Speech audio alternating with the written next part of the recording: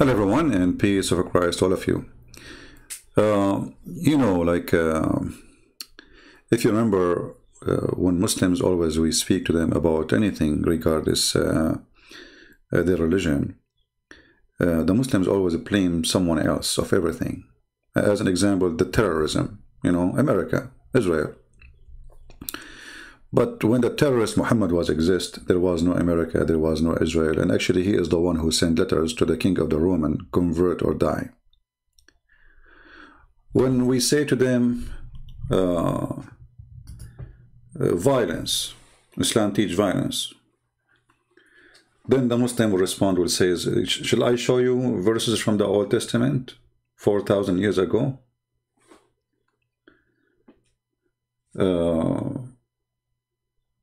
I mean, always they have to blame somebody for what they do. Let us say, for the sake of argument, there's other religion believe in violence. That will not make you clear from your violence. I mean, you just said, okay, me and them. That's stupid of you. So they think always by throwing something on someone else. When you show me a verse from the Old Testament 4,000 years ago or 3,000 years ago, and I show you today, we are talking about time where everybody lived by the sword, died by the sword.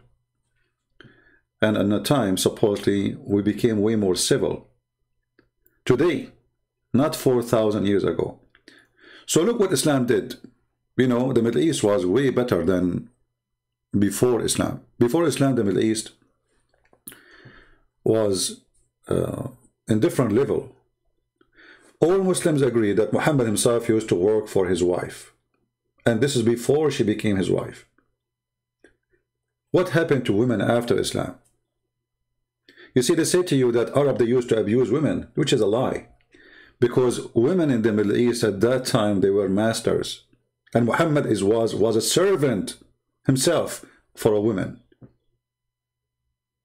There was queens and leaders.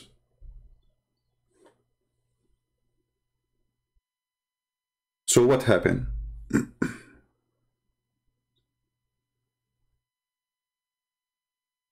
You know what I mean?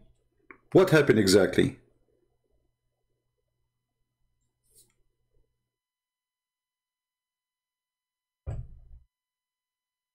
Why we cannot see the same women exist again? Why after Islam women they are wearing burqa? Before Islam they were not. Was the Arab at that time different from the Arab today? Was the Arab jumping over each other, and like when they see a woman in the street they jump on her? You see, all the stories we hear from Muhammad and his companions about the Arab, we don't find that Arab were filthy. But Muhammad, he brought the filth to the Arab by making every human being think of the women in a very, very bad way. This is this filthy man, perverted man. He is the Prime Minister of Pakistan. Pakistan, not Pakistan, as in English. So Pakistan Prime Minister, he is as a Muslim, he is a genius. And he found out why there is a lot of rape in Pakistan. Okay, why? Explain to us. Pakistan Prime Minister. उसका direct impact पड़ा उनकी family system पे। जब मैं गया था तो एक तलाक होती, ये सारा जो पर्दे का कॉन्सेप्ट है ये क्या है कि temptation. Hold on, let us show you more of the screen so you can read the translation, because now you cannot see it. Give me a second.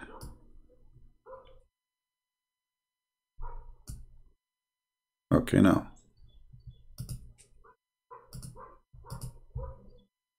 ये क्या है कि टेम्पटेशन ना हो माशरे में, कि टेम्पटेशन ना हो माशरे में।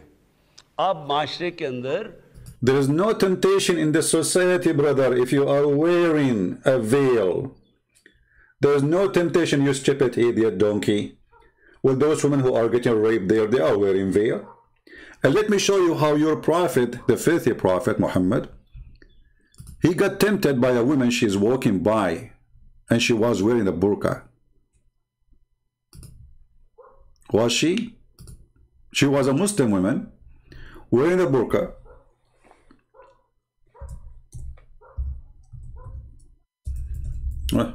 My keyboard is acting bad. Uh-oh. And my keyboard is typing the wrong letters. Hold on. We need to fix that.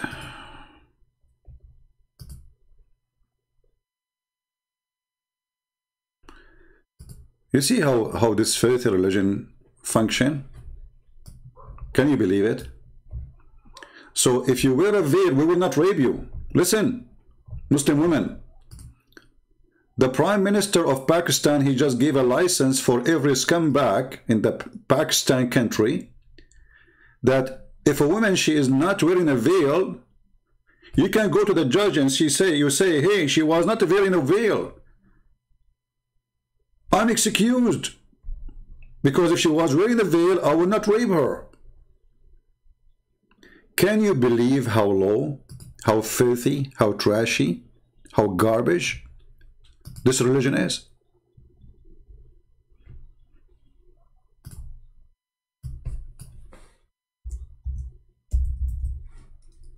Can you believe it?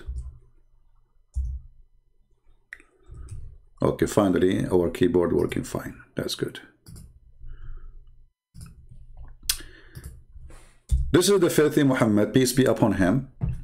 A lot of peace on him. I mean, there's nobody in history was a criminal killer, rapist as he is, and they say peace upon him, Allah pray on him. I mean, you name it. This is Muhammad, a woman, she walked by and she was wearing her veil, and she's a Muslim woman. Jabir reported that Allah Messenger, may Allah be on him, saw a woman. So he came to his wife, Zainab. Okay, hold on. What do you mean he saw a woman? Hey Muslims, what does that mean? He saw a woman. So he came to his wife, and she was tanning leather.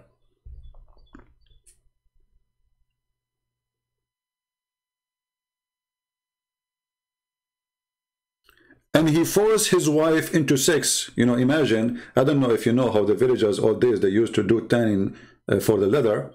It's a very, very tough process. Boiling water, adding color, putting the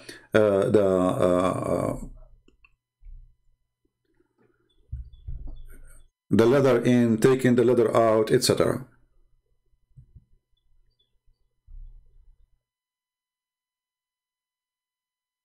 Just because he saw a woman. And then what he said? He did not say she is not wearing a veil and she made me horny. He said the woman, she advanced and retired in the shape of the devil. So the filthy Muhammad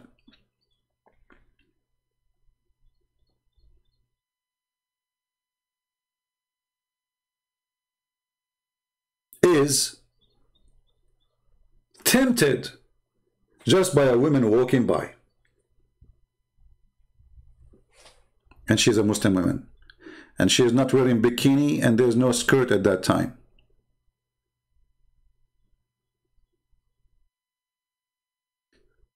We have a filthy coward here. His name is Muhammad Said. Get out of here. I don't want to see you here. You are a son of Mut'ah for sure. Because any man who promote, and he said, this is a lesson for you, Christian Prince. When we are walking here in the street and I see women who they are wearing, you know, whatever, wearing short skirt, whatever, I don't jump on them. You know why? Because Muhammad could not make me a dog. If Muhammad was able to make you a dog, then this is a different story. I am a human. The dog Muhammad will not make me a dog like him.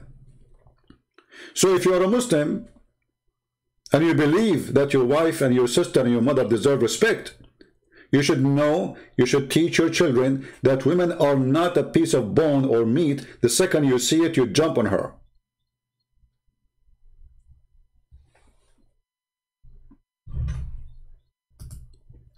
And just to show you the hypocrisy of this filthy man, this is his ex-wife, and this is when she was his wife.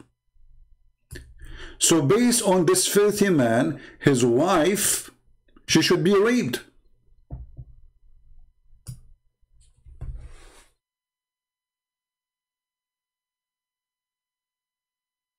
This is his wife, and this is when she was his wife. This is why her name is his last name when she took this picture. It says Jamima Khan, feet. This is the wife of this man. So he's asking people, if you see my wife, please rape her.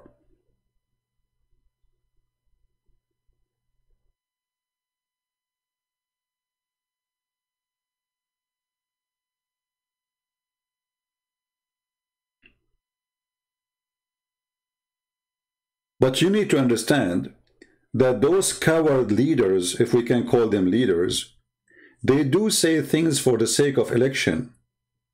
Obviously, this man, he don't believe in a single word of what he's saying. But by saying it, you became a filthy creature for me. How come he is married to this woman, and this is how she used to dress when she was his wife? She dressed long clothes when she go to Pakistan. Because in Pakistan, they will rape her. So when she go back to England with him, she wears short skirt. So the Prime Minister of Pakistan is saying to you, Islam made us very civil people. If a woman wearing a skirt, short skirt like this, we will rip her to pieces. In my beautiful country, Pakistan.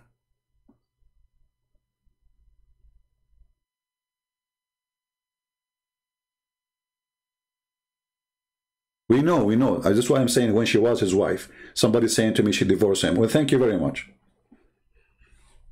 Do you want a picture with him? Actually, I put in the screen a picture of her with him.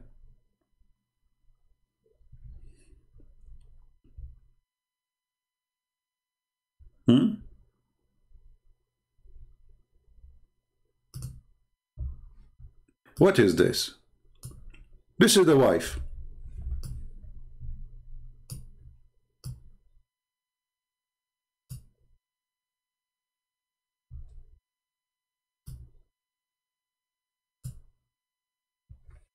This is the same wife.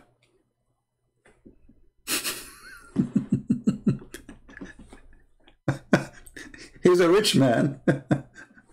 and here you see how some women, I mean, how in the world even you marry such a man? Just because you have some pennies? What a quality of a woman you are. So she accept to put this in her head? What a transforming machine.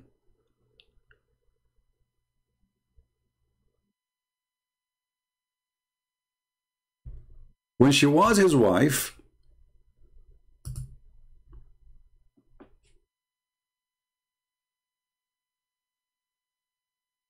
according to Nu'man Khan, his wife should be attacked. She's showing her hair. And she's showing her chest, and she is not wearing a veil, as you see. How you do that?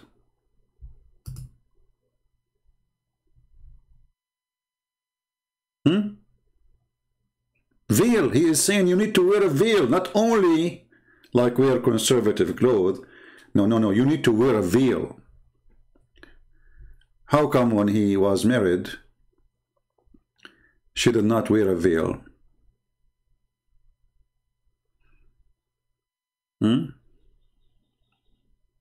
What was the problem?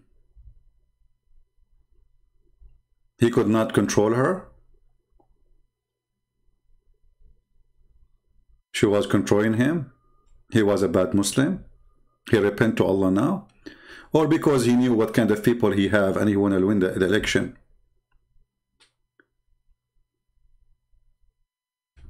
You know, Islam is the leader in Pakistan. It is a country of lead, brother.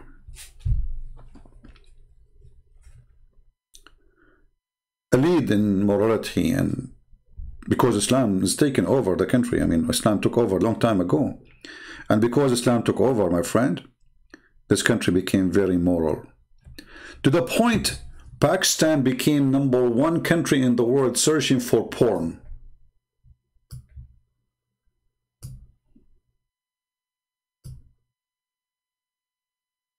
So now look what we did. We told everybody have to wear a veil. Islam, brother, Islam. And then everybody is searching for porn. Some people, they keep saying to me, he's divorced already from, we know, what's wrong with the people? Why people are stupid?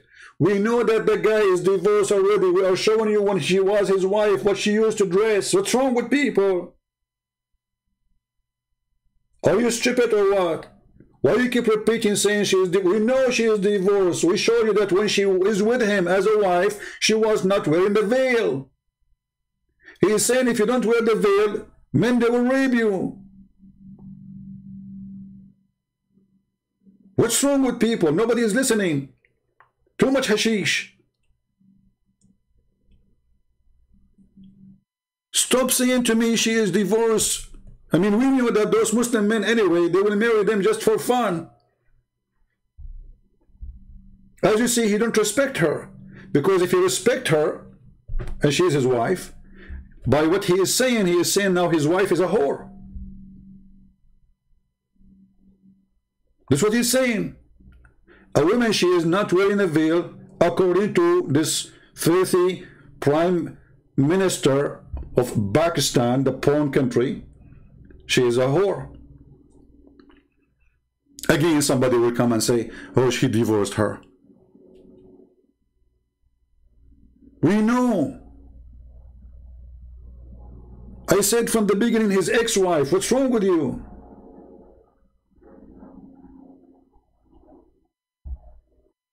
Drink some coffee if you're still asleep. So, if Islam is a religion of conservative, and Islam is a religion of making you behave, and Islam is a religion of controlling you to be a good person, why Pakistan is #1 nation for sex search?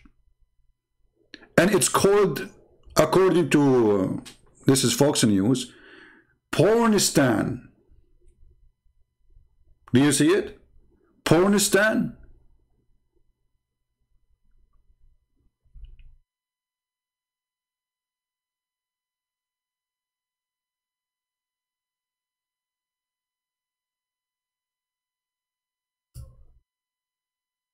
They got upset because Google published which the country is #1 searching for sex. They got upset from the truth. It hurt. And what they search for? They search rape sex. Look, they are #1. Sex with donkey. Sex with horse. Do you see what they are looking for? Camel sex.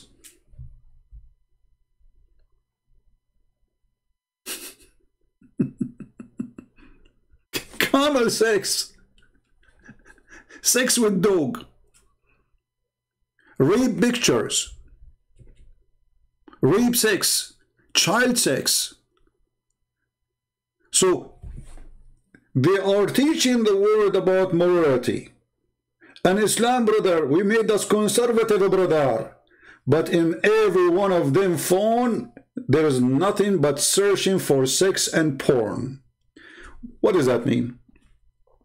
That means Islam does not make you better, Islam make you worse. You became obsessed with sex, and you live for sex. Islam strips you from your humanity. Like a normal human, maybe he live for, let us say, 22 hours a day, normal human being, and maybe an hour or two he think about women or something. Let's say human being as a man. With Islam, you are still thinking about it 24 hours. Your heaven is porn.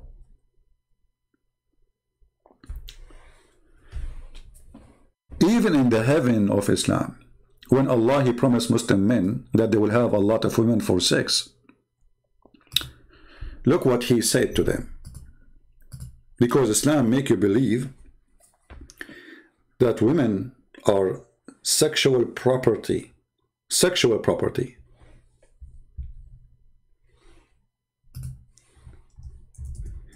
Even in the heaven of Allah, women who Allah He gave them to you to have sex with them, to rape them, they are not allowed to see other men. Chapter 55, verse number 72. So the mentality, the filthy mentality, is traveling with you to the heaven of the filthy Muhammad, aka Allah.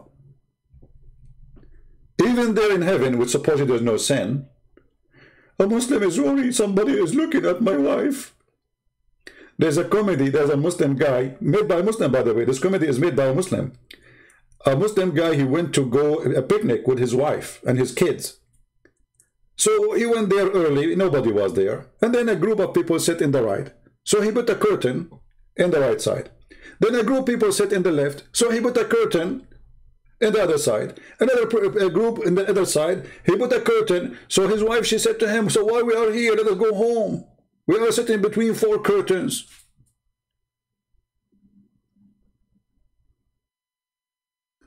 So now you are in heaven, and you are going to sit with your wives between 4 curtains. But yet you are in heaven. I mean, nobody will jump over your window, and no need for to worry about security and rape. But still, those women, brother, they are restrained. Do you see the word restrained? Islam made the women a sexual product to be used and abused. This is why the Quran says in chapter 3, verse number 34, beat them. When a woman, if you remember the hadith, when a woman, she came and she was complaining about her husband, he want to force her, he want to rape her. And he did beat her to do that.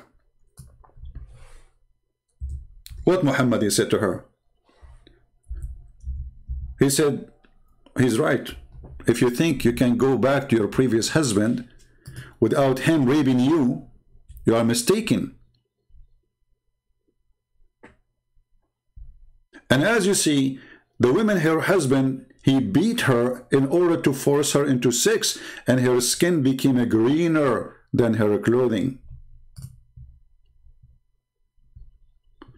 Aisha, she said, a lady came wearing a green veil and explained, also complained to her. Oh, Aisha, she's complaining to her, for her husband, and showed her a green spot in her skin caused by beating. It was a habit of ladies to support each other. Look at the habit of the ladies. Look at this habit, man. Disgusting. You know, women are women. What you can do? It's a habit of ladies supporting each other, you know. No, you cannot support each other. Get beaten, you know, that's it. Enjoy it. You know? This is why they say no man will be questioned for beating his wife. No man should be questioned. Why? Because if we question the man why he did beat his wife, we are stripping Islam from the reason to be a Muslim. All those gang who joined Muhammad to be Muslims with him, they are seeking a privilege. So if we take the privilege from them,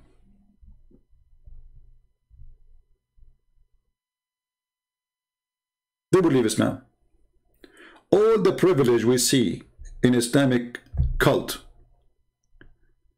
is made for the man and the man only, and the women are just accessories. And why? Because Muhammad, he need those men to fight for him. It's not the women who will go and do jihad and kidnap some women for him. Even when Muhammad, he asked them to go and fight the Roman, he says, attack the Roman and get the blonde girls.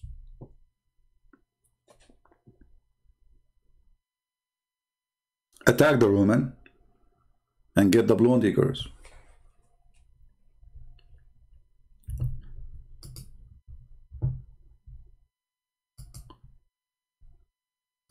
Is Muslim women now saved from rape? If there's rape in Saudi Arabia, oh yeah. Here we have a very well-known person. A Muslim lady was raped by her father-in-law. I thought Islam will prevent rape. She is raped by her father-in-law. Well, this is what Muhammad he did? He had sex with his daughter-in-law.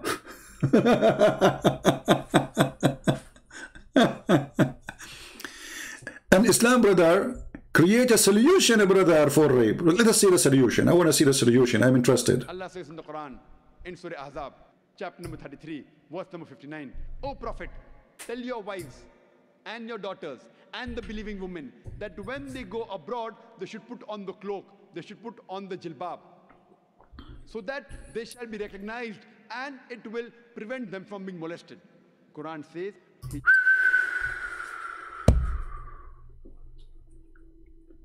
brothers and sisters, that will prevent them from being molested. Did you hear it? That will prevent them from being molested. You know what? I'm totally convinced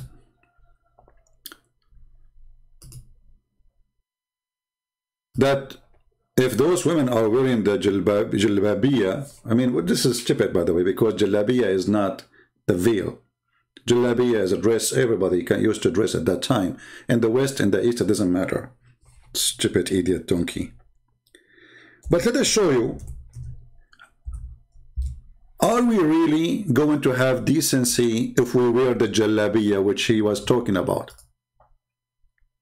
This is the jalabiya.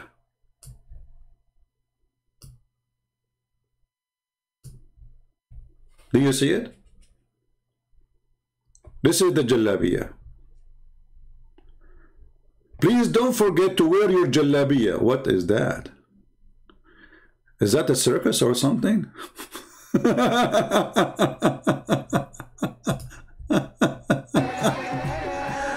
Oh boy. Okay. Brother, they are wearing jalabiya. And look, brother, all of them, they are wearing hijab. And if you listen more, you will see they are going to recite Allah, Allah, Allah, Allah. Jalabiya, brother. Jalabiya, brother, can solve all the problems.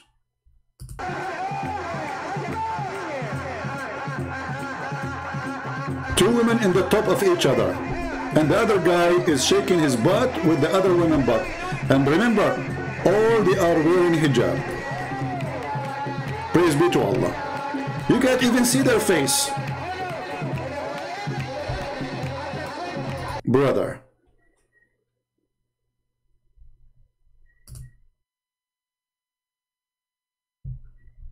we are Muslims. We don't do what the kuffar do, brother. We don't. You like it, you don't. We don't. We are different. Islam teaches us, brother, a lot of things. I mean, I have to skip some pictures because some of them, they are totally weird. What is that? I mean, it's very moderate to have two women in the top of each other. Oh boy. Okay, let us forget this topic.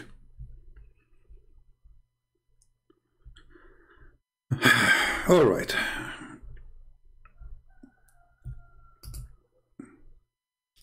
So, as you see, those people, they speak about things. If you go and you know, I've been in Asia, I've been in Thailand, I've been in many countries. And in the month of Ramadan, everybody from Saudi Arabia, you find them in Thailand. They go in the Philippines, they go, etc. Seeking what? Are they seeking the beach? Are they? No, everybody knows what. Prostitution. Then they come back with all the AIDS they have and etc. And then they sleep with their wives. This is why you know, in Islamic countries, AIDS spread like fire. Why? Because a man have multiple partners, and all those men, 99% maybe, go abroad, have sex with the different women as soon as they get a chance to do it, because Islam made them believe that you can't do that. You see, in Islam, there's always a solution to have sex with someone else. Muta, as an example, as a solution. A zawaj friend, a friend, you know, they call it zawaj friend. What does that mean? Oh, brother, I cannot really have sex with this woman unless she marry me. So we can marry for a few days as a friends. And then, brother, we have sex. And then when we are done, we go. That's it. Bye-bye. Bye-bye. You know? Or even travel marriage. If you have my book, Sex and Allah, you will see how they legalize all kind of prostitution, but they call it marriage. They call it marriage. The one saying to me, stop mocking, get out of here. You are a follower of the mockery prophet. The one who called women equal to dogs and donkeys. The man who said women are coming in the image of the devil and they live in the image of the devil. The man who says all non-Muslims are najis, filthy, dirty. The one who says they are kuffar. I mean, all the names you call us and then you talk about mockery. What a coward you are.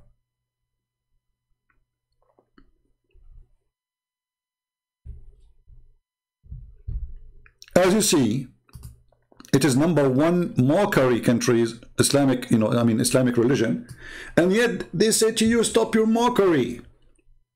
I'm not making a mockery. The one who make a mockery is your prophet. He's making mockery of you. He made you a sex maniac. He made you a sex toy. He made you stupid. That is a mockery.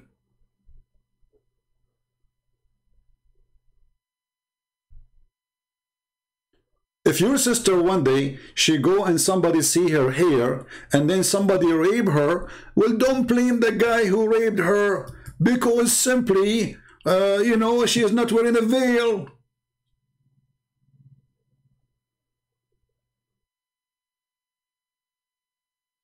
Sorry.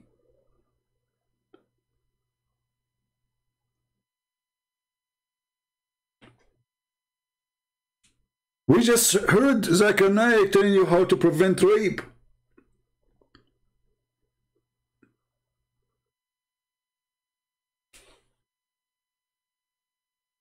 Then we go to different topic.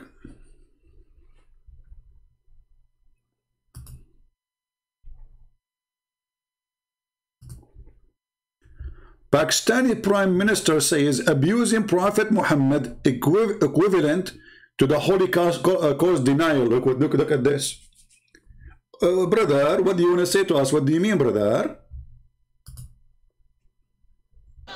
In Lahore, supporters of the Tehreek-e-Labbaik Pakistan, or TLP party, gathered Friday, chanting religious slogans outside party headquarters.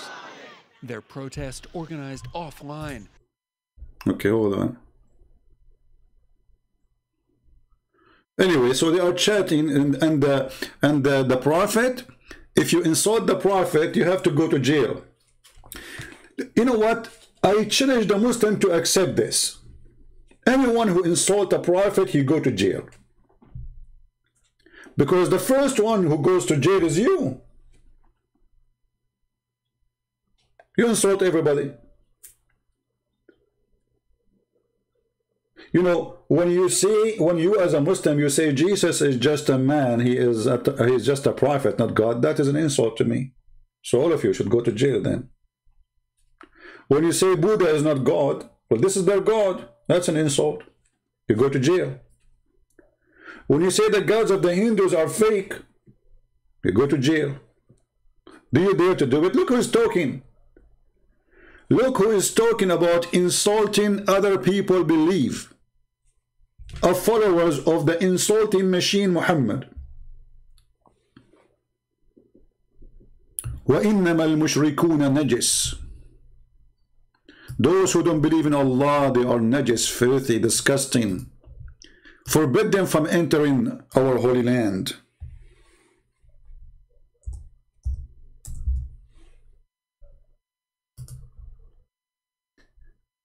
No-go zone. You see, the Muslims sometimes they come to us and they say, do you know what they did in South Africa, brother? What they did? The white men, they go in the bus, and black men, they go in the bus, different bus. Well, you have this long before South Africa, based on religion. And you have it until now. And actually now, the new crown prince, I think he opened Mecca for non-Muslims. Islam is collapsing. The rules of Islam, nobody want to believe in it. And this is why I want this crown prince to become the coming king, so Islam will fly as soon as possible from Saudi Arabia.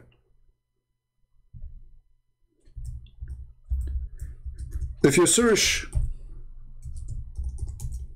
in Google Muslims only Mecca and search for pictures,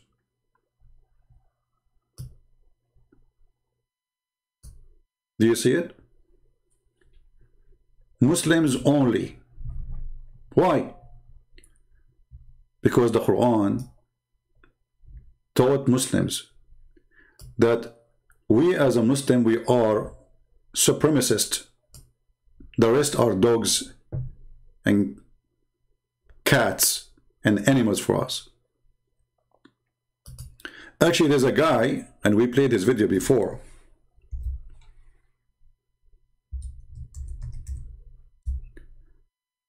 He made a video saying, reciting the Quran. He's not making his own. Saying, brother, look at those cows.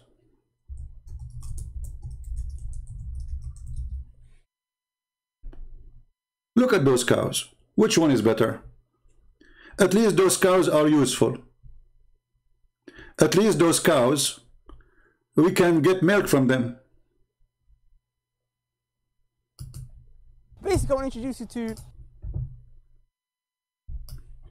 the supremacist cult, racist cult, who believe that they are a race and it is higher than every other race.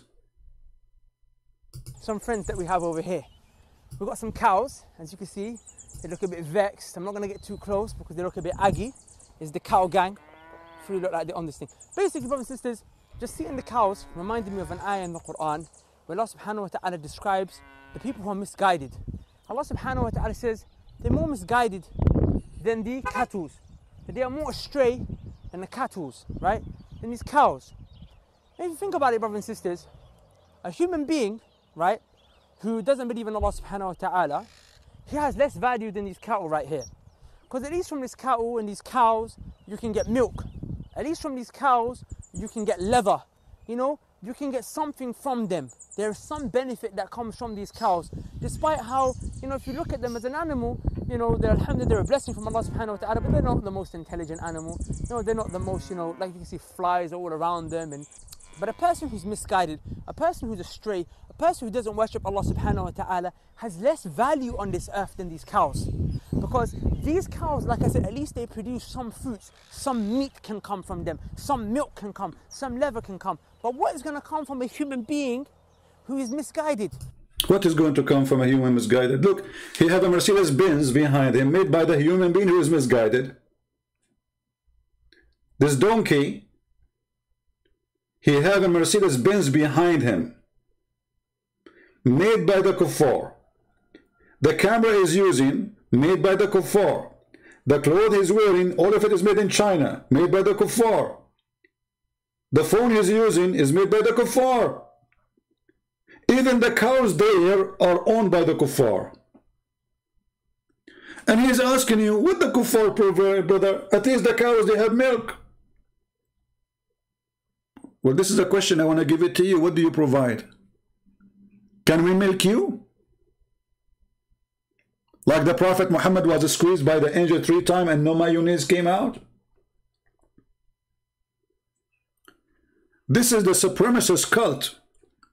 They believe that they are the highest, and don't blame them. This is coming all from the garbage of the filthy Muhammad. He is the biggest criminal. Muhammad, he told them that you are the best of mankind, Muslims. And because you are the best of mankind, I give you authority to go and bring everyone is not a Muslim and put a chain around his neck like a dog. The Quran chapter 3 verse 110, the supremacy verse. The supremacy verse of the Arab. You are the best of mankind. And when the Muslim, they say to you, this is for the benefit, brother, for the benefit. But they will not tell you what benefit we are talking about. Read carefully. You are the best people ever raised for, between two brackets, the benefit. You see the benefit? Oh, come on, do you see the word benefit? Benefit, brother, of mankind. And they will cut you there. They will not tell you what this is mean. They will say, see, the Muslims been ordered to be given benefit for mankind. And then says, the best for mankind are those who bring them with the chains round their necks till they embrace Islam. And by doing that, we force them to convert to Islam, brother, and they will not go to hellfire. Look how merciful this religion is.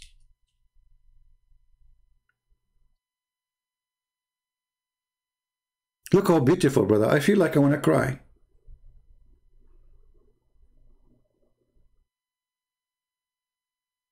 And then you will find a bunch of atheists and feminists and all this crazy stuff. They say to you, we love Islam. What?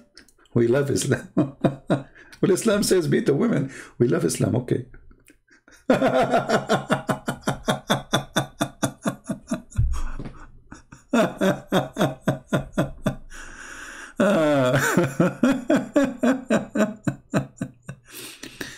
This is a supremacist cult. They've been taught and they've been trained to believe that they are the best of mankind and everyone else have to die or convert or become a slave. Choose one. Which one?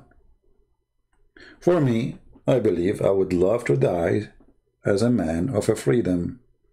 There's no life for coward. No meaning. Coward. You live like a dog. No point of this life. Somebody's asking, saying Islam is a growing. My friend, Islam is dying so fast. Islam is so dying so fast to the point they are trying to silence those who expose Islam. Do you see? All of this is a sign of a clear weakness. When they go crazy, stop insulting the Prophet because this was not used to happen before. Nobody dared to say anything. Things are changing. Islam is dying so fast. Muslims leaving Islam left and right. They don't, you know, Muslims, they make video. If somebody convert to Islam, they spread the video all over. But when somebody leave Islam, he will not make videos because this is a religion of terrorism. According to Al Jazeera TV, there's 6 million Muslims leaving Islam a year. Al Jazeera TV. And the sheikh was crying, saying, nobody have the right, have the right to make Muslim leave Islam. But they have the right to make you leave your religion and come to Islam, right? But we have no right to make you leave Islam, brother. 6 million a year, and this was many years ago. And now with the satellite, and now with the internet, and now the Muslims, they start seeing the stupidity and the garbage of Muhammad, and they are leaving left and right. And they think by doing more aggressive things, they can stop it. But as you see, anything now happening in this world is going to be in the social media in 2 seconds. ISIS was exist for the last 1400 years, but nobody saw a video of ISIS before.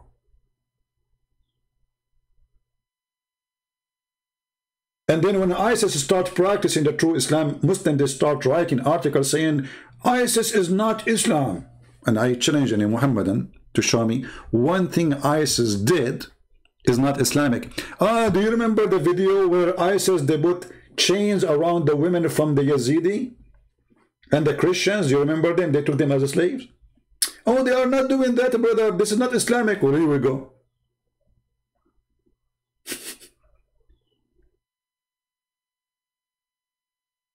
Slaughtering, killing, raping.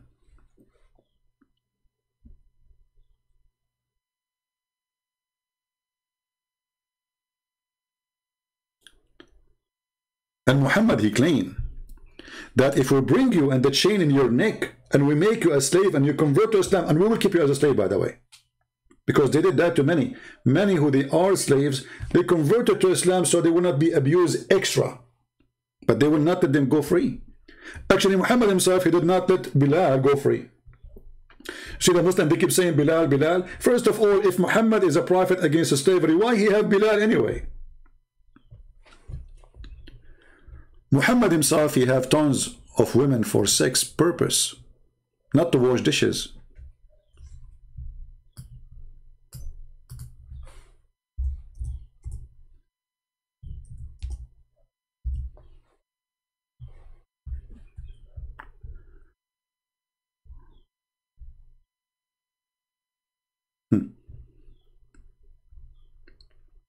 I used to play with dolls sometime of the messenger, and he entered upon me, and we have the girls. Look at the translation.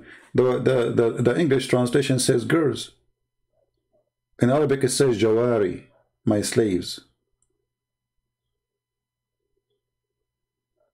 You see how they lie even in translation just to cover up?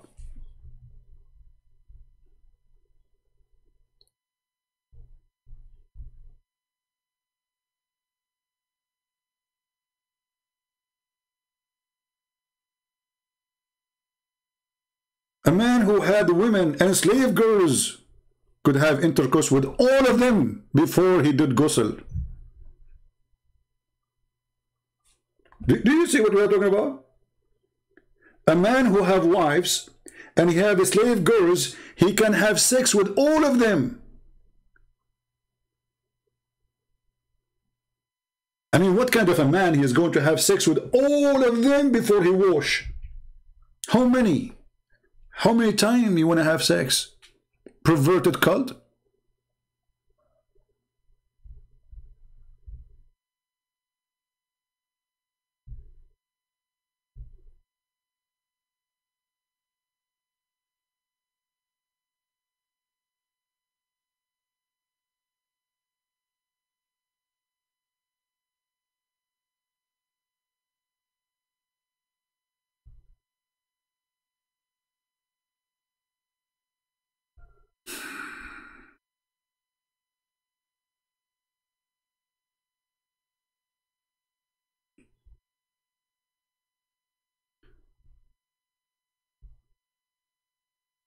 Muhammad and the faith of Muhammad.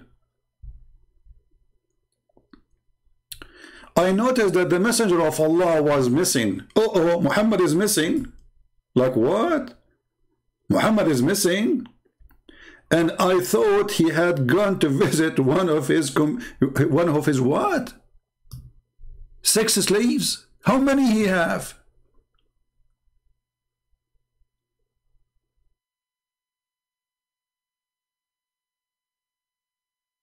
But Aisha said I was wrong. I thought he is doing that as usual. I thought he had gone to visit one of his sex slaves. How many he have?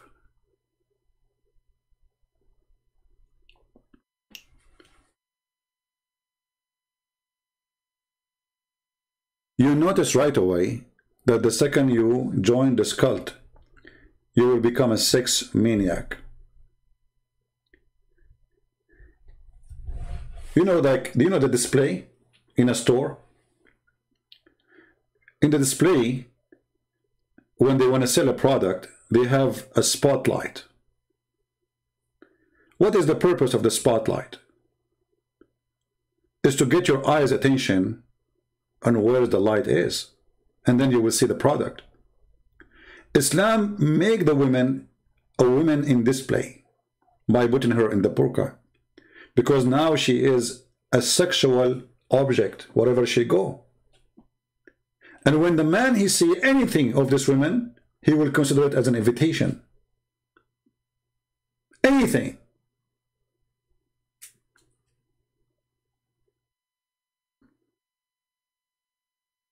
Oh, she showed me her face. Oh, I see her hand. The man, he get aroused.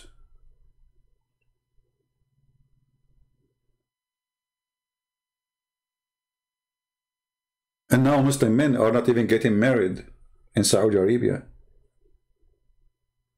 because of YouTube and internet, the average of marriage is very low. Why? Well, he look at the one in, you know, next to him, and the one is in the YouTube. Look how beautiful she is there. I'm gonna go there.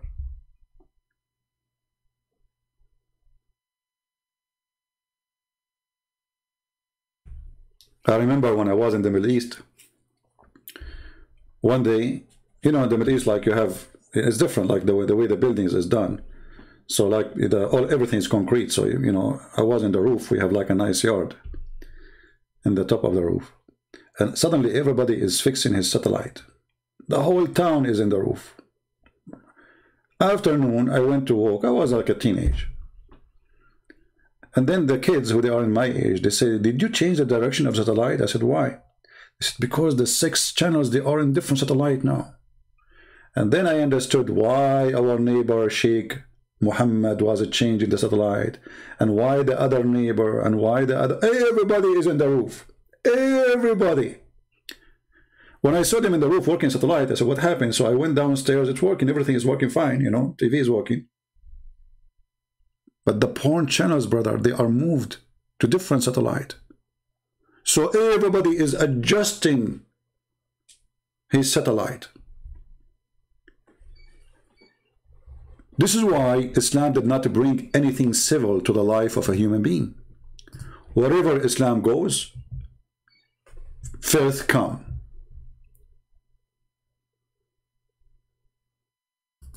This is why Pakistan earning #1 word in search for pornographic terms.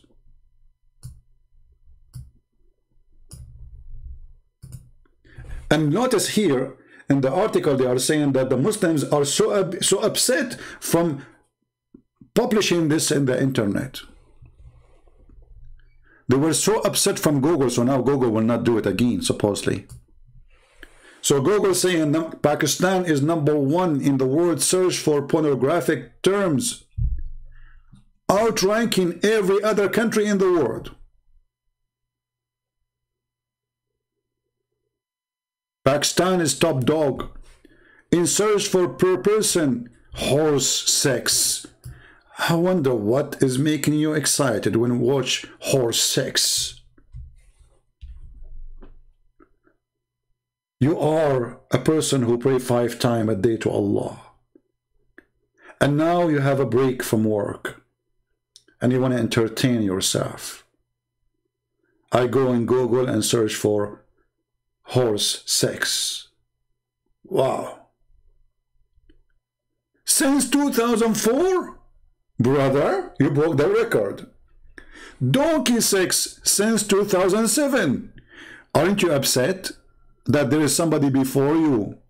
He was #1. Oh, by the way, why didn't put #1 before #7? We would say, come on, we want to see which country. And then since 2007, rape pictures. Between 24 and 29, rape 6. Since 24, 6 child sex. But this is a country where everybody wore burqa. So obviously, Islam and burqa is making you more obsessed and mad with sex. It did not make you a better person. It did not provide you with any solution.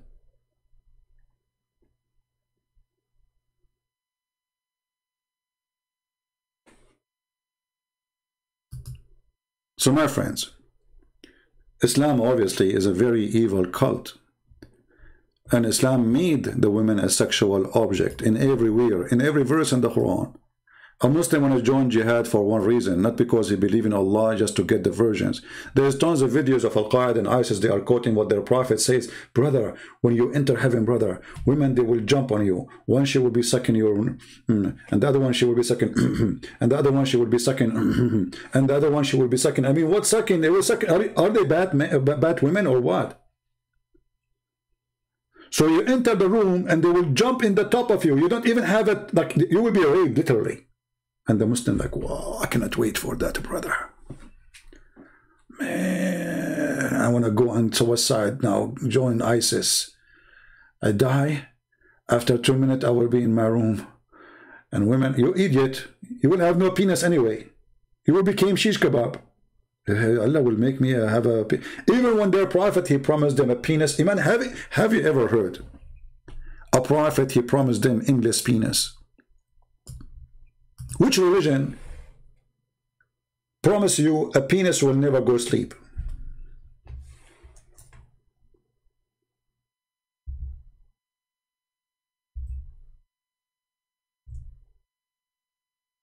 Huh? Just I'm wondering, what is the religion which will make you hear such a thing? What kind of a prophet?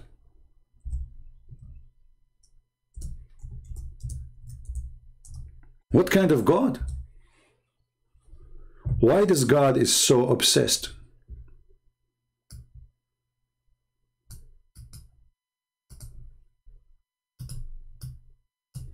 With penises and vagina. And the funny, the Muslim, they say to me, Christian Prince, why you keep talking about things? I am the one who's talking about it.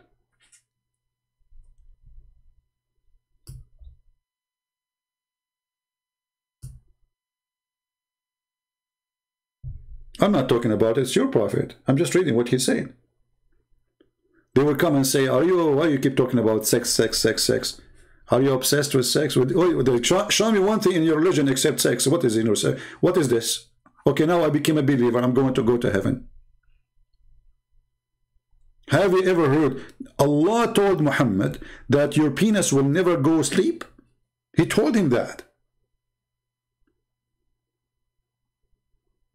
This is the holy message of Allah by the holy message of the Prophet to the holy believers. Brothers and sisters, you will have a penis will never go limp. Good news. We.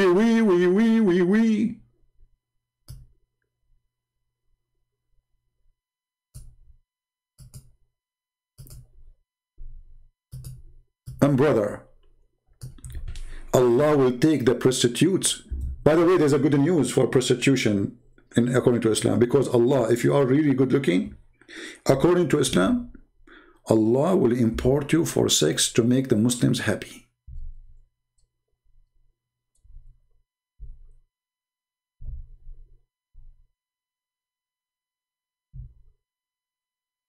Allah will import you, literally.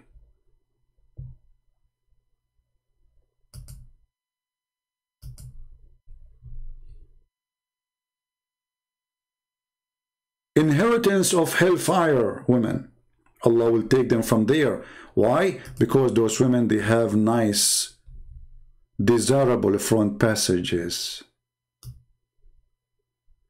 I don't know what is that exactly. Yeah, Muslims, anyone can help us?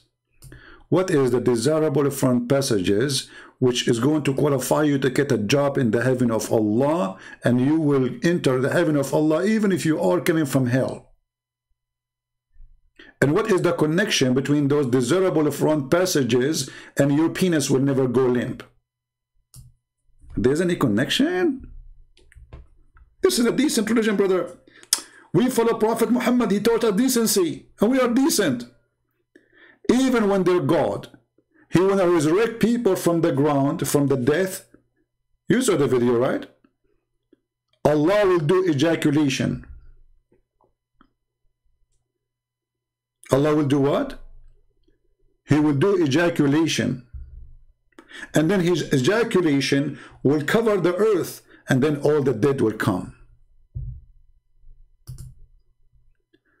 And I have a video about it already. And actually I was playing a video of a Muslim who was questioning this story. I heard that this guy, he deleted his video, right?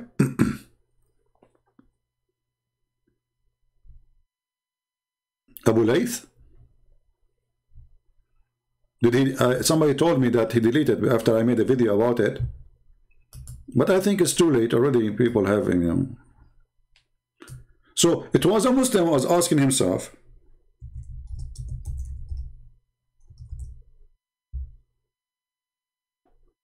What kind of a prophet saying that? He's not talking about the prophet. He's saying he don't accept the hadith. You see, when the Muslim, they see something very stupid,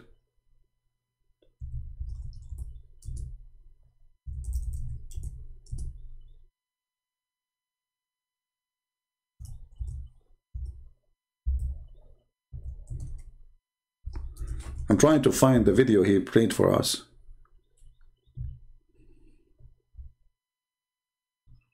Well, I find my video is not the video he said. Oh boy.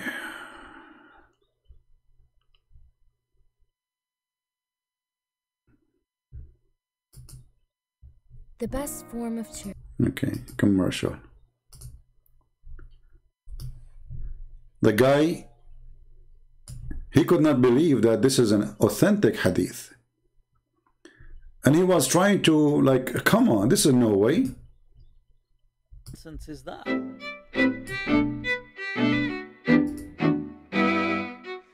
We can say that the Quran strongly suggests, the Quran seems to have a very strong indication that Isa is coming. However, it is not definitive and it is not conclusive in and of itself.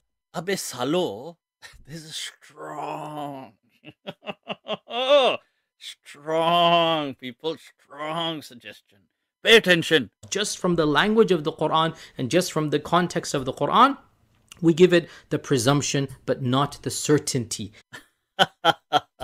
So that's the strong strong suggestion Jesus is coming in the Quran. It's not actually anywhere in the Quran, but khair, strong. As for the hadith, this is where, of course, the issue becomes crystal clear.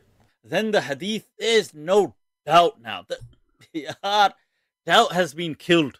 There is no doubt. The number of Sahaba from whom this hadith is narrated is around 10 or so. We have Abu Huraira, we have Jabir ibn Abdullah, Ibn Mas'ud, Ibn Umar, Aisha, Samura ibn Jundub, Imran ibn Hussein, Abdullah ibn Amr ibn al-As, Hudhayfa, Thawban, and in fact one or two more. There's a hadith of Ibn Mas'ud. He mentioned Ibn Mas'ud. Ibn Mas'ud. First of all, Ibn Mas'ud begins by saying that the Christians claim Jesus will come back. You see this belief creeping in. But brothers and sisters, the Christian claim. I mean, when I say those people, they are ignorant in their religion. Stupid and do not know what they are talking about. The Christian claim, brother. The Christian claim. It's not the prophetic claim. Brother, this is the Christian claim. Brother, the prophet said, I swear by Allah, the one who have my soul, that the son of Mary, Jesus, will shortly descend on you. And this, by the way, this is a false prophecy, because he said, Liyushikna, which means he's almost there. Not only is going, it's not a prophecy about the future, he's almost down. Do you see it? The Christians say, I mean, this would happen when you get a kid trying to refute somebody he have knowledge. Anyway, check this out. Check this out. More interesting, people. I want to bring your attention.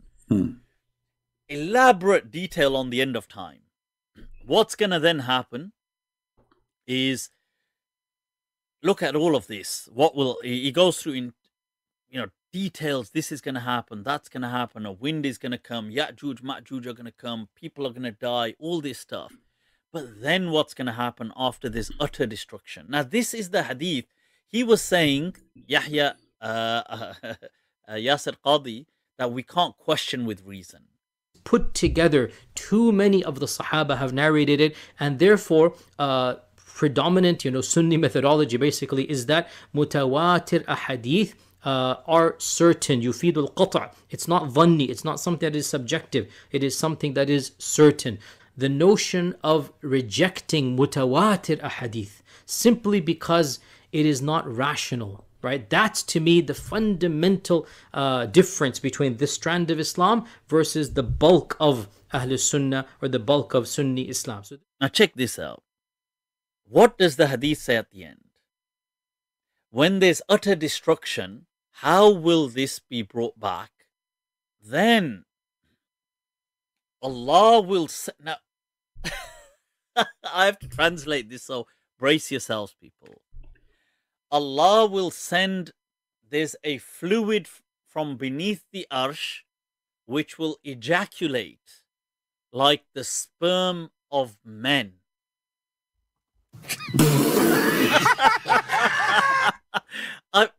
Whoa, people, let me repeat.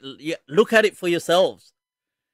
ثُمَّ يُرْسِلُ اللَّهُ مَاءً. Allah will send down on earth, shower down on earth, fluid from beneath his arsh. So beneath his throne, there's a collection of fluid, which is كَمَنِيِّ الرِّجَالِ, which is like the sperm of men.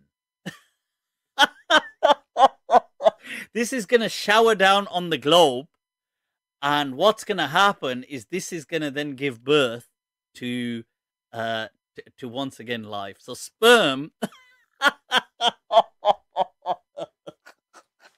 So for that, people, I had to yeah. So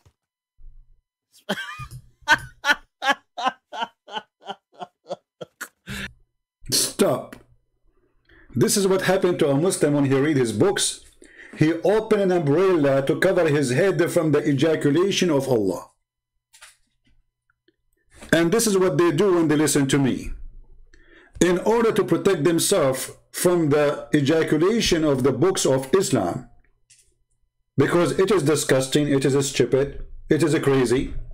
So what they try to do, they open an umbrella and say, I don't see you, I don't hear you.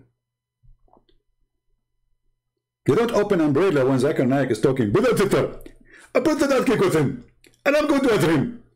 And for sure, Allah have ejaculating. First of all, the Quran says it is he, and obviously he is a man, and he has a ejaculating. Please, sister there, put your umbrella down. There is no sun. Say, brother, I'm not opening the umbrella because of the sun. There's no sun, but it's just spitting all over the place. This is Islam. Even resurrection is done by ejaculation of Allah. And this Muslim guy, he could not believe it that this is in his book. But you believe it or not, who cares? It's there. It's there. You don't want to believe it? Is it up to you? Is it up to you to cancel what Muhammad said? Are you making fun of what your prophet said and what Allah said to him? Then Allah will now I have to translate this, so brace yourselves, people. Allah will send, there's a fluid from beneath the arsh which will ejaculate like the sperm of men.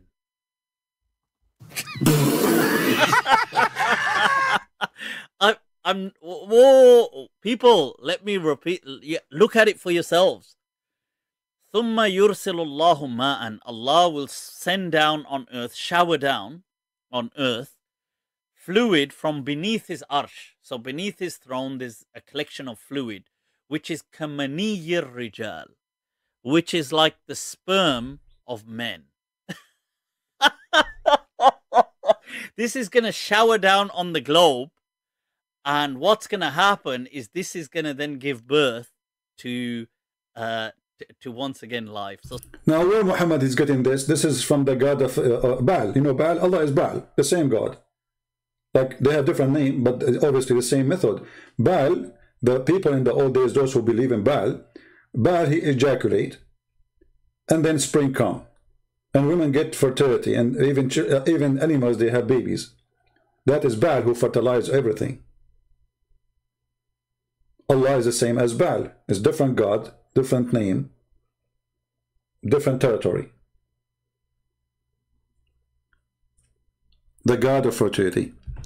My friend, the one who's saying, Abu Hamid, that South Korea is going to hand over Rahat John Austin to Islamic State of Pakistan. Okay, let me ask you, why we Christians don't give support for this guy? If you are Pakistani people who support freedom for your country, why you don't organize yourself and ask some Christians to join you? And I'm sure many they will join you. Those who live where the embassy, there's many embassy for South Korea. There's one in California, there's one, etc. Go, do something. Make a big sign. Don't do that. You know, let people talk about it. If you want to help this guy, do something. Posting in a chat only is useless. If you want to help this guy really, if we really care for this man to be saved from deported to Pakistan, and we know what will happen, and I wonder why even South Korea would do such a crime when this country majority is a Christians. So stop complaining, do something. Those who care, they do. Not only they talk about it. And please next time don't say the word X-Gen. Don't shorten the name of Christ. Christians, not X-Gen. We are not X and Christ is not X.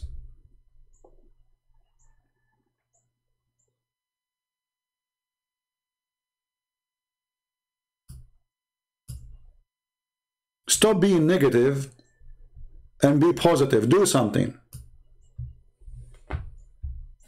Go now, contact all the Christian Pakistani churches. Says, hey, you guys, all the ministers on those churches, contact other ministers. Let us make a movement and save this person. And then the media will start talking about, and then South Korea will not deliver this person. But if nobody care, then nobody care.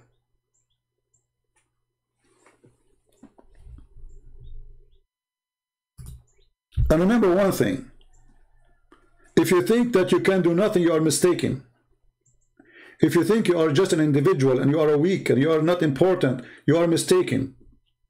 You are weak when you decide to be weak. And you are strong as army when you decide to be strong.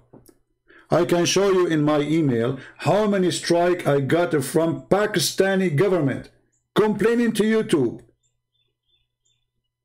The Pakistani government, a country who have nuke, they are worried.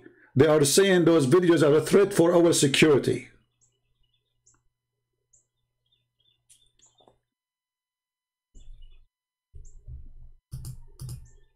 You Christians are weak when you decide to be weak. When you decide just to watch. You are strong when you do something about it.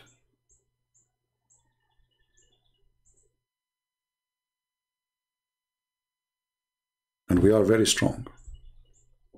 But the problem became, we became so much, okay, we trust the Lord, we trust the Lord. Okay, my friend, the Lord said to you, work and I am with you. The people of the Lord are working people.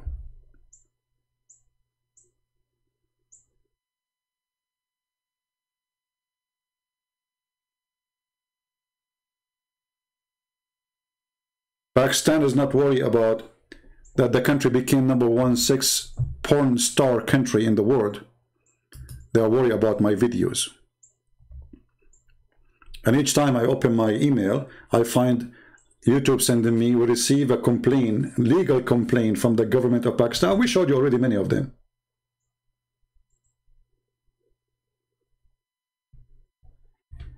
No, I don't want to unblock Saeed. Let him go. We are done with this kid. You say it one more time, I will block you too.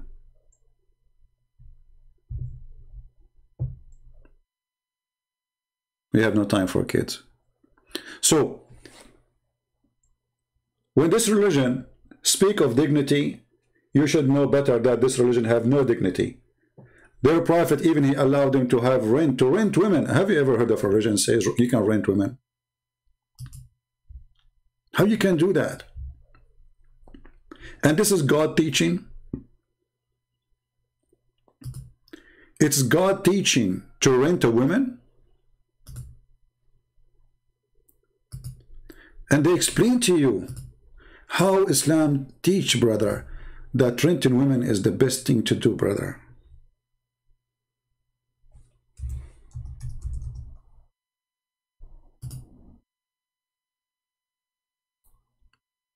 renting women.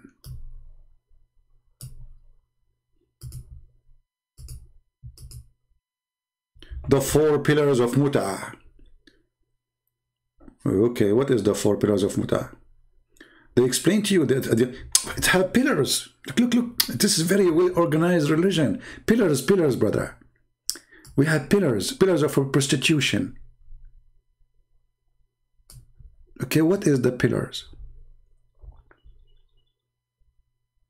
Can you tell us about the pillars, brother? In some work, a special term is applied to women who participate in mut'ah, mustajara. Mustajara in Arabic mean or rented women. Mut'ah is considered as a kind of rental because in general main basic aim is the kind of this marriage, they call it marriage, look at this, is sexual enjoyment of the women. So they say to you, burqa, they say to you, we are conservative, they say to you, my friend, this religion is the most lousy hippie cult ever exist for mankind. It is sex perverted establishment. From sex with the children, to sex with men, to sex with women. And by the way, there's a guy, he posted like in Ezekiel, it says that the lost and have sex with etc. and the, my friend, you stupid idiot, this is about a city. This is about a city, this is not about a woman. You are stupid and don't like your prophet. The whole city. There's 2 cities. This is not about one woman having sex with a camel, you idiot, with horses. But for someone like you, watching Zakir Naik, obviously you are super intelligent.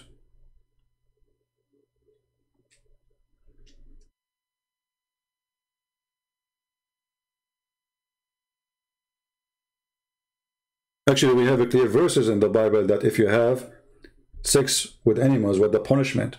In the Quran, there is no such thing. I challenge you, show me where in the Quran it says if you have sex with animals, you will be punished. You will say to me in the hadith, why Muhammad trying to copy the Jews? I can show you the fatwa where it says that having sex with animals during the Hajj will not destroy your Hajj. Your Hajj is valid.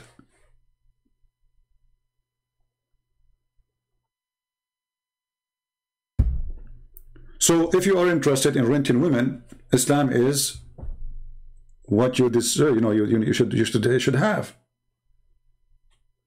So when those people, they say to us, like this is the Prime Minister of Pakistan, I understand very well the game. This guy, he knew what kind of people he is going to vote for him. In order to win the election, always before the election, they do something. They prepare themselves for the election. If you remember, when a Christian, he became the mayor of Jakarta in Indonesia. To get rid of him, the guy, he just said, those people, they are using Islam for the sake of election. They put him 40 years in jail, and they strip him from his job as a mayor when he's saying the truth. Why they are against him? Because he's a Christian. You cannot put the mayor, he's a Christian. So what if he's a good man? So what if people love him? So what if he's perfect for the job? Still he's a Christian. So the guy, he said, those people, they are using religion for the election. Just for saying that, he did not make insult of Muhammad. He did not say anything. That's not like me talking now. Nothing. Because of what he said, they are using Islam for election, for politics. They strip him from his job. They send him to jail.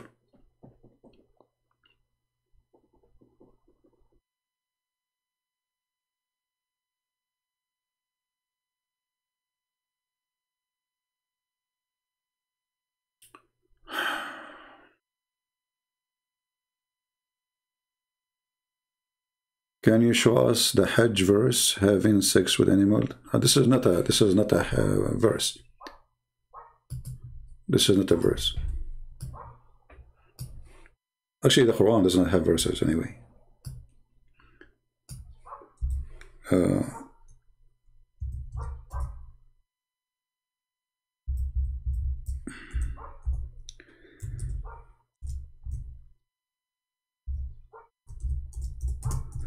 Let us see.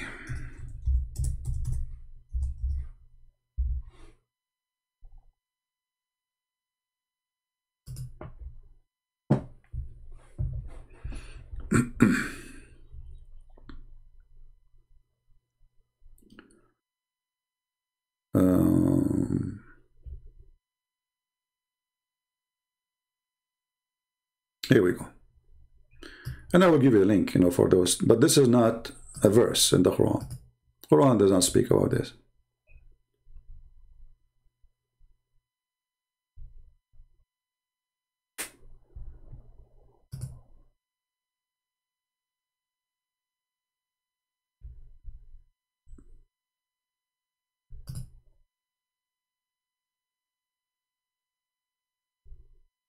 Let's see.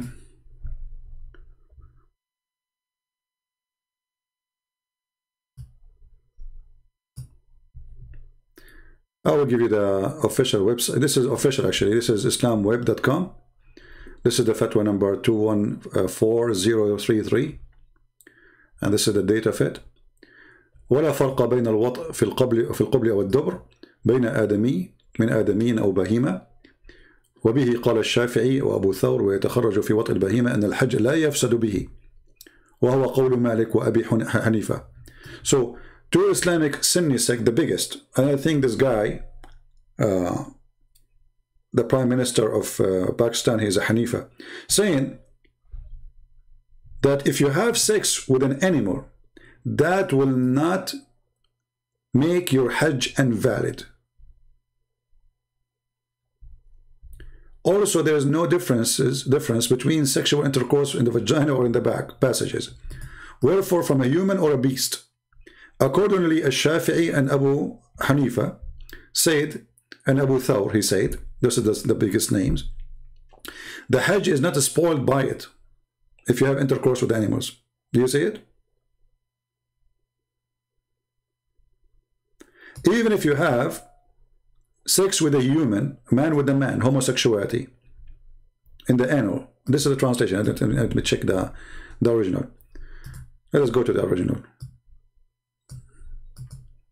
This is the book of Kitab al-Mughni, page number, let's see which page this one, doesn't say which page we will find it, because it shows many pages in the same link.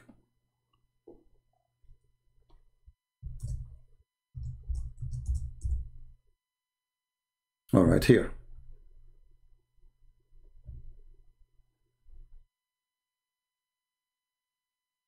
So what they are talking about, if you have sex with the animal, it's okay. There's no problem. No problem. And this is 2 or 3 of the biggest sect of the Muslim Sunni. The Muslim Sunni, there are 4.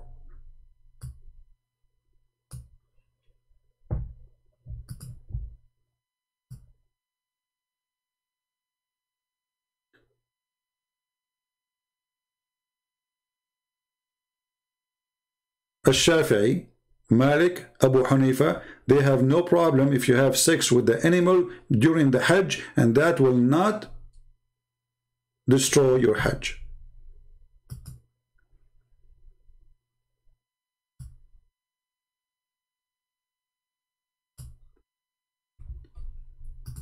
What do you want more?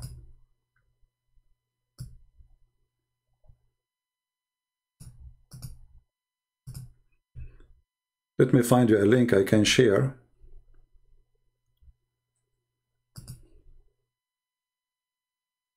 Here we go. This is a link we can share. This is better because it shows you the hadith directly. But it's in Arabic. You have to use Google Translation. You can save it in your reference. All right. And this is a very official Islamic website. This is islamweb.net. And this is the page number, the book of Al-Mughni, volume number 3, page number 160, hadith number 2387.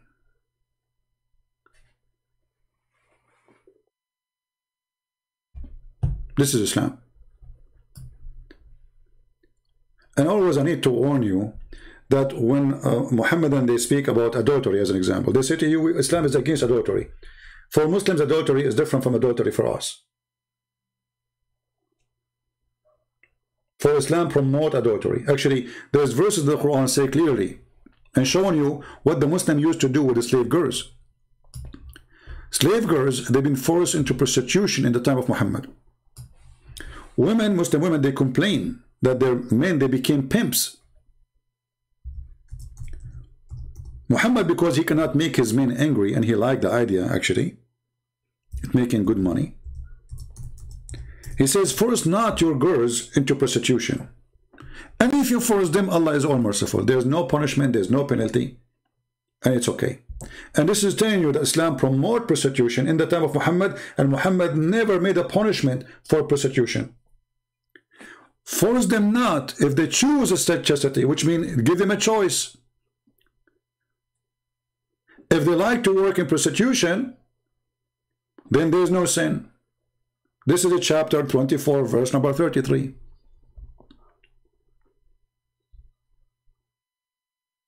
And if you force them, Allah is all merciful. That's it. Don't worry about it. Do you see it? So don't be fooled when they say to you, Islam is against prostitution, Islam is conservative, Islam is the most lousy. Have you ever heard of a prophet, he ordered women to give their boobs to an adult man to suck it? I mean, what kind of conservative religion this really is?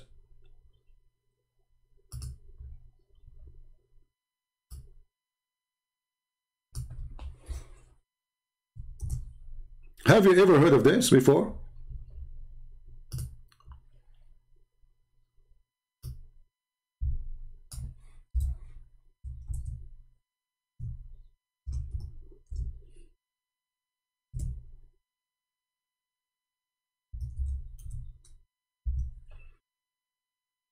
Let us see. Each time Aisha, she want to have somebody to enter her house to meet with her, you have to go and suckle the nipples of her sisters or her nieces.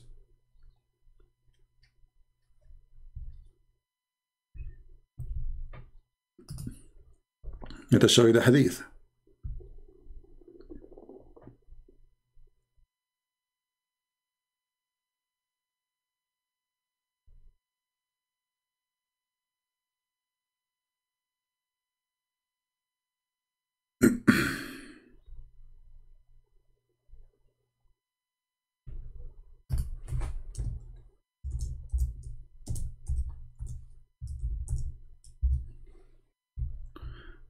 Let me find it.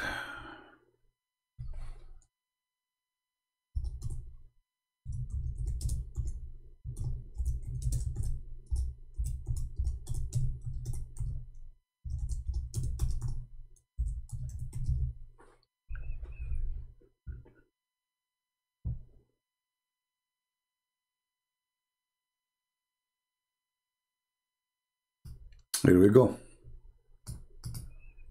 You see how conservative? So we Muslims, we force women to wear burqa, and the burqa will prevent you from prostitution and prevent you from temptation, but we order our women to give their boobs to strangers.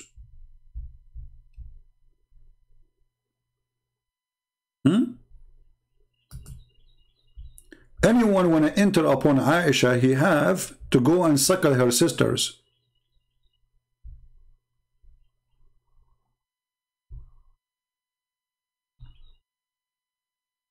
And look at the first translation, give milk. It says give milk, give milk.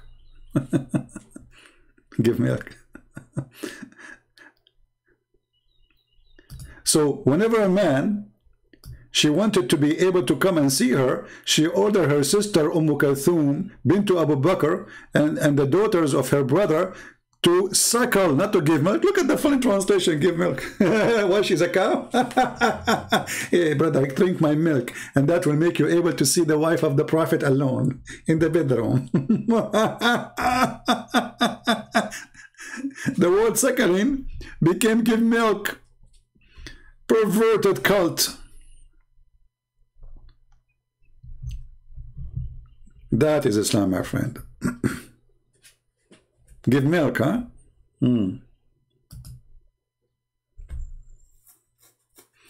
Actually, there was a Muslim sheikh in Twitter. He was talking about this, what the Prophet taught, and we should follow it. You know, I mean, why we should not? This is what the Prophet said.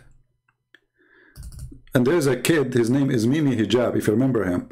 This guy, he said, because I said the same thing to a Muslim woman. He said, sexual predator, Christian Prince. Sexual predator. And then look at the coward. Look. Okay, can I suck your wife tit and make her haram? He is debating with the sheikh. The sheikh is reading the hadith of the Prophet, ordering Muslim women to give their boobs to strangers. Mimi Hijab, who said that because I said the same thing, but I did not say to the women, I said to her, suckle me. The Prophet says, suckle me. He made video, says, Christian Prince, sexual predator. Sexual predator, brother. Sexual predator. And look at the filthy coward. I said to the women who called me, who she said that Jesus was doing the same for his mother, she is filthy. They said he is sexual predator for quoting their prophet. And now look what he is saying. Okay, can I suck your wife? And then a Muslim, he said to Mimi Hijab, what kind of mannerism are these? Shame on you, Mohammed.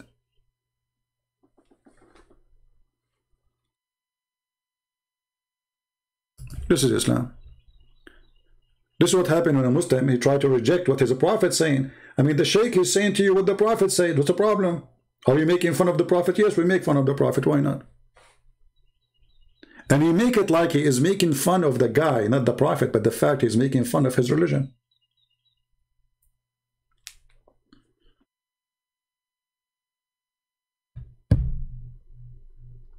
Right? So, I want to say thank you guys for being here. I appreciate you all. And by the way, those who are downloading my videos, somebody says that he downloaded the video from somebody and that buddy, you know, flag him.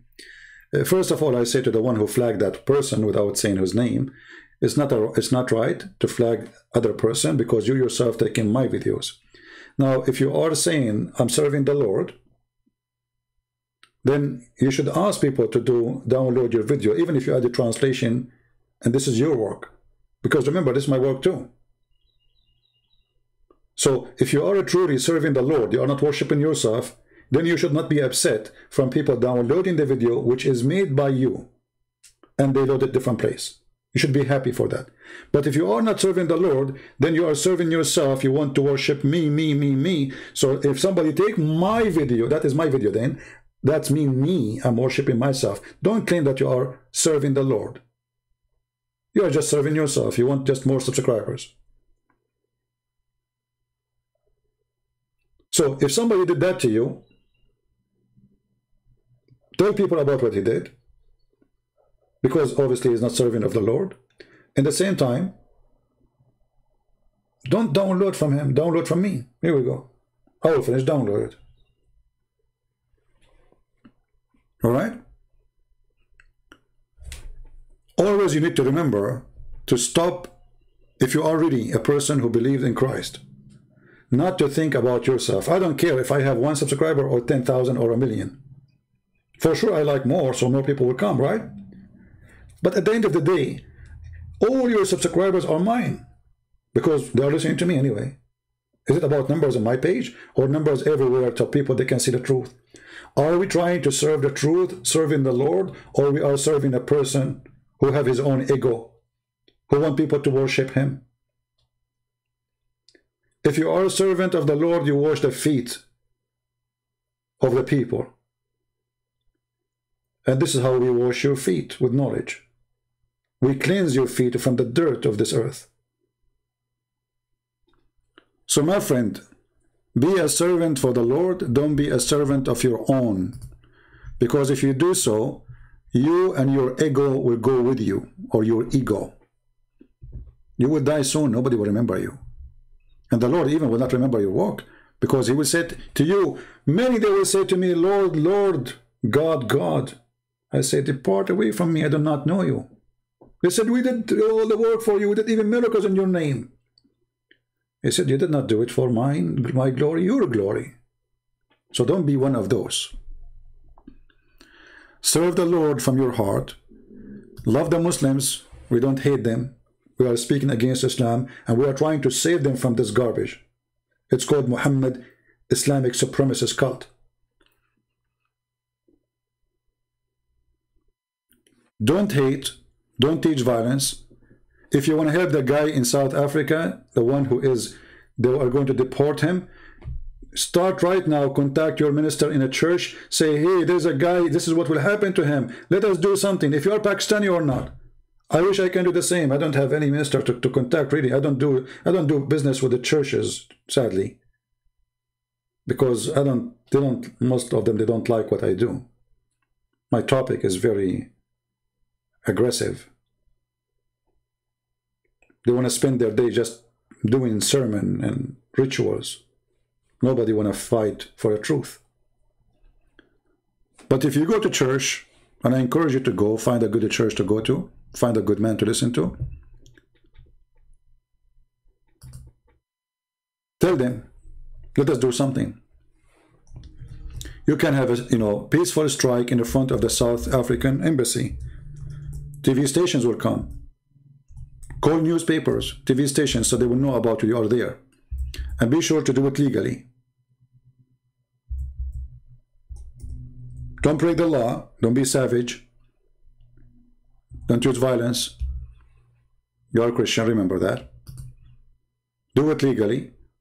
There's embassies everywhere in every country. Talk to your church, see how you can organize it. Contact the authority if you need to get a license for that, in case you need it. And then stand with this poor man who is going to be deported. Do something. Right? Do something. This person now, God knows what he is thinking. The whole world left me alone. Nobody cares for me. If I am a famous man, if I am important man, the whole world will talk. If I'm a Muslim, the whole world will talk about him. But he's a Pakistani Christian. And we knew how they are treated. So what we do, we just watch what's happening. Why not all the Pakistani, they organized, all the Pakistani in USA, in Europe, etc., go and make a strike in the front of the South African embassy. Don't give this man, you have no right. Because we know what will happen to him. Or what is a crime, what he did. Like if he's a criminal, if he's a rapist, send him back. If he killed somebody, send him back.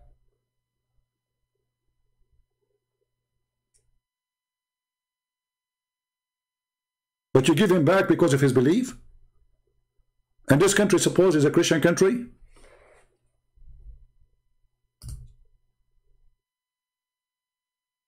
So do something.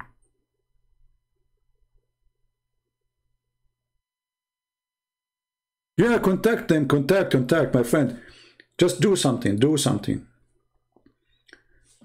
If we don't work, if I don't decide one day that, you know what, my English is funny.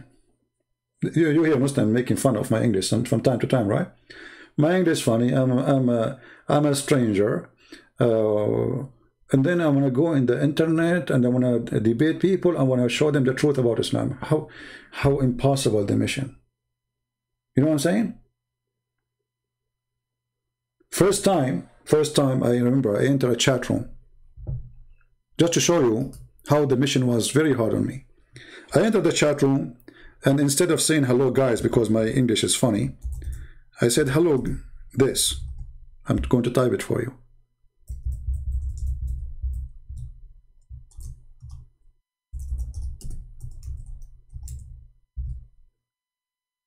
And then right away they start cursing me.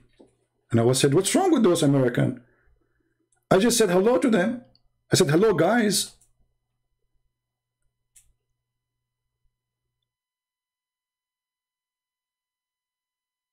Do you notice how bad it was? How hard, how impossible it is? Like, what? Why they are cursing me what I did? I felt really bad. I felt like, what happened to them? It's like I put gas on them. Like, what happened? What's wrong with those people? So I went to the second chat room. I said the same. They did the same. Like, what the heck? What's wrong with those people? They are crazy American people, you know? Like, it's not me who was driving in the opposite highway direction. So my friend, sometimes the mission, it sounds like it's impossible. But if you are a person who believes that you can make a difference, you can. Go and see in Indonesia if we say now how many people in Indonesia they knew about me, you will not believe it. I'm nobody. I mean, who am I? I'm no one. I'm not a bishop. I'm not a priest. I don't have a church to teach in. You know, I'm just a person who have, let's say, I have extreme knowledge of the garbage of Muhammad. That's it.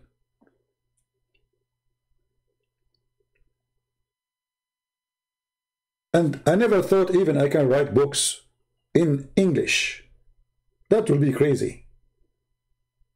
But the Lord always provides people who help you to fix your grammar, to fix your English, to make it better, etc. So I write what I can write, and then people they volunteer to help my grammar to fix it.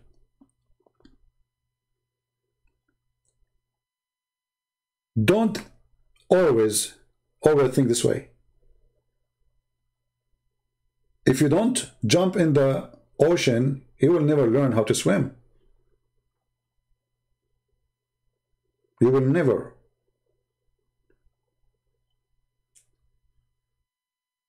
Be strong and be a believer. When you are a believer, there is nothing is called mission is impossible.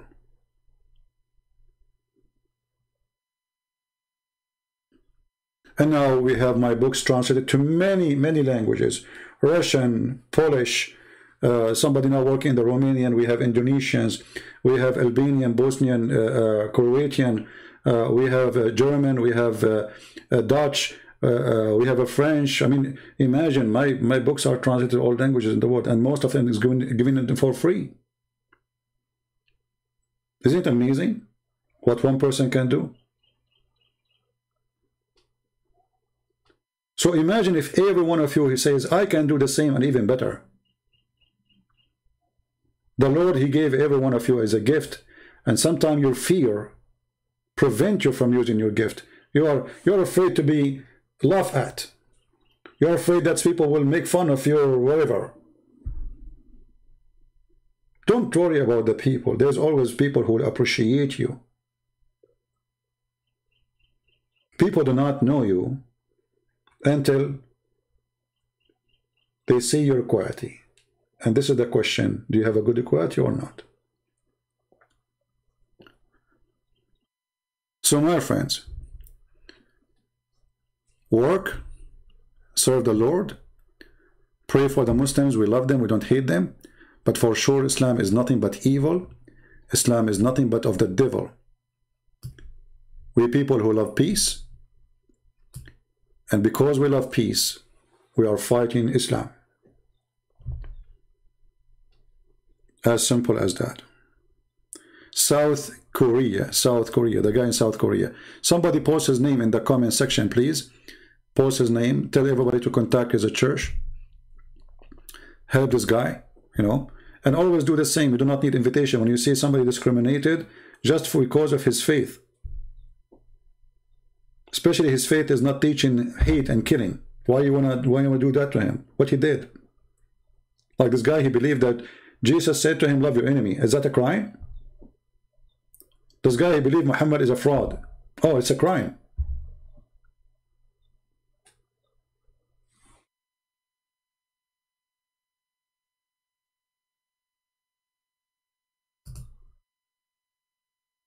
I want to always, by the way, I know that people don't need my thanks for those who support us, because I don't talk about it. Like I go live on air, I should, you know, I go. I never said anything about donation, but I'm very thankful for those people who support us, because if they are not doing that, I will not be able to give my books for free.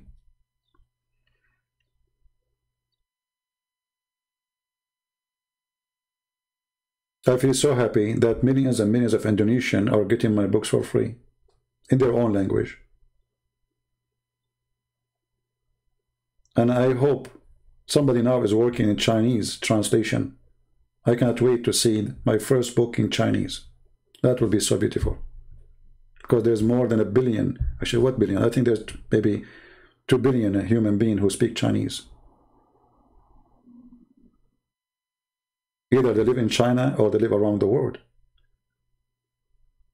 Read the truth about Islam in the Chinese language. And imagine, all those people who translate my books, they do it voluntarily and for free. See how the Lord always provides you? Do you see how He supports you? I did not pay a penny for any of my books' translation.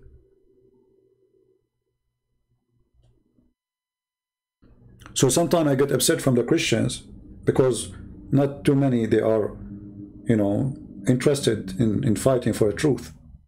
But there is many, they are good people. And they are doing really great job, and they did. And they are from all the churches. Protestant, Catholic, Orthodox. I have people working translation from everywhere. This is what makes us one church. The Messiah, the love of the Messiah. The priests, they divide us. Christ, He unites us. And this is why the devil, he hate me. The devil, sometimes he tried to test me, to make me divide the Christians, as many priests they do. As the Quran said, in chapter 5, verse 14, Allah, He said He will spread hatred and enmity between the Christians until the day of judgment. We will not let that happen. We will not serve the devil, Allah, aka Muhammad. We will not allow anyone to spread hatred between us as a Christians. And even we don't hate Muslims. Imagine if you are a Christian and you don't believe that you should love your enemy, then you are not a Christian. So how you love your enemy, but you cannot love your brother in Christ? Christ unite us. The devil divide us. And based on this, remember this always. Who is the one behind dividing the Christians? It is the devil. It is not from Christ. We are one church. And we have one master. I want to say thank you all of you for being here. May the Lord bless you. And maybe tomorrow we'll have a new topic. Don't forget to subscribe if you did not yet. And if you are already, don't forget to subscribe, because Allah will give you a blessing for doing that. The good deed, bad deed. Bad cup, good cup, Allah.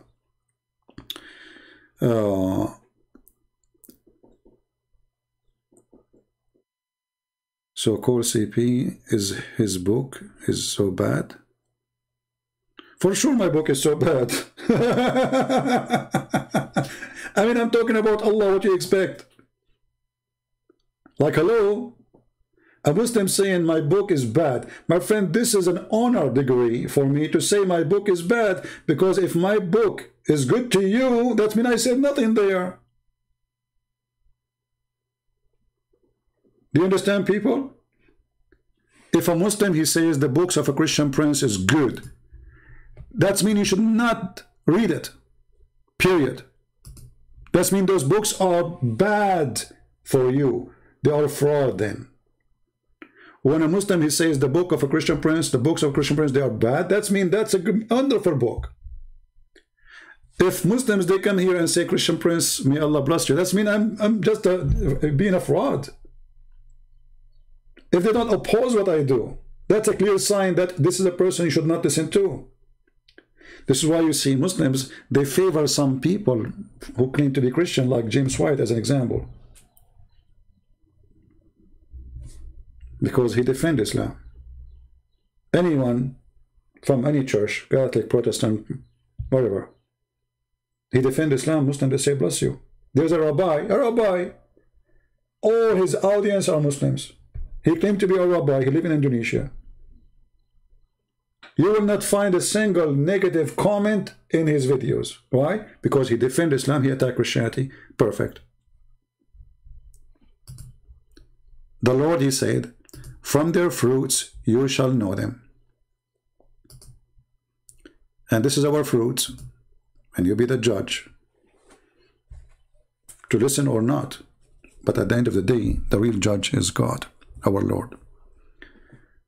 He will be back, and even the cult of Islam believe that the Messiah is coming back. So get ready, Muslims.